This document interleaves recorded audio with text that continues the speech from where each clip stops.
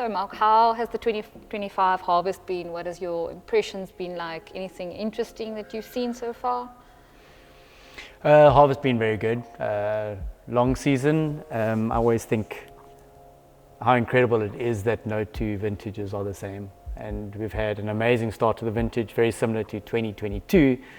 But in the last 3 weeks, things have changed a lot, been quite warm. The color of the juice has been quite different. So it just brings it into its own vintage again, which I think makes it so exciting. So I think in an overall ranking point of view, I think it will be right up there. Some really good wines that we can hopefully push out the cellar. And we just need to make it happen. So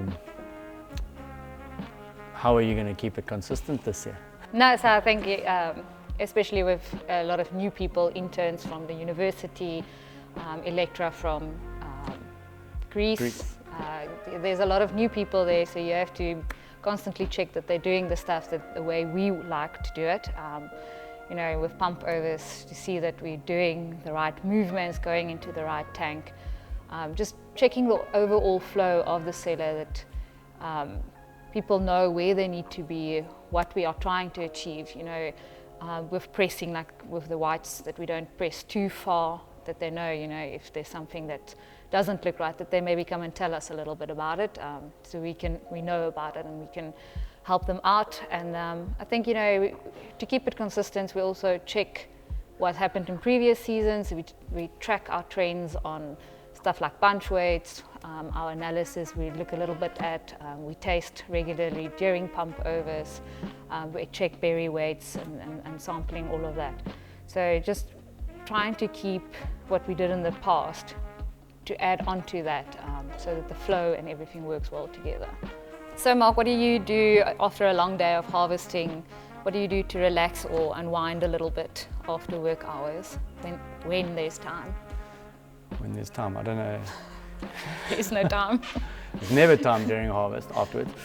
And time to relax is difficult, and I don't know how I should answer this, but we always have a festive keg in the cellar, so it's always a nice way to end the day when the team comes together and share a soft drink, just talk about the day, what's happened. I think that's a little switch off, which is nice. Play some music.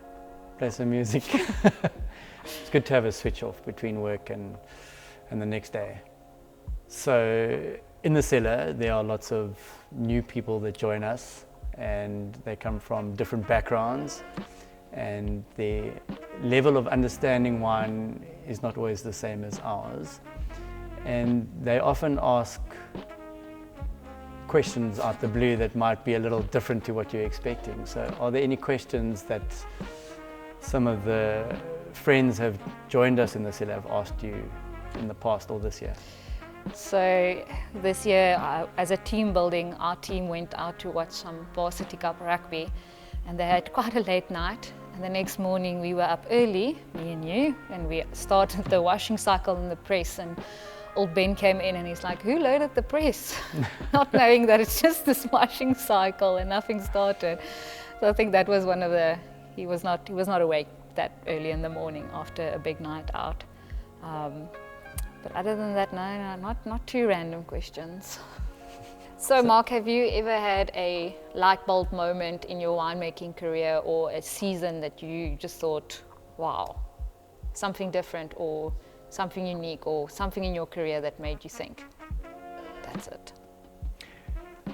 I think in winemaking, it's not a specific action or one moment that creates the light bulb moment or the excitement.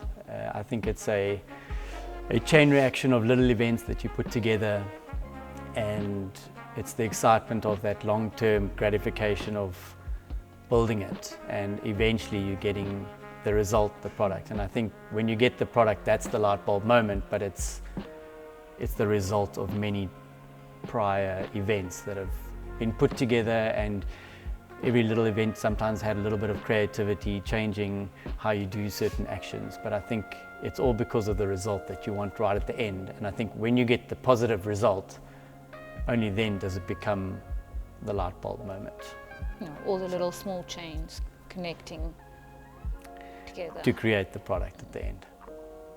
making wine and becoming a winemaker, has becoming a mother changed the way you make wine?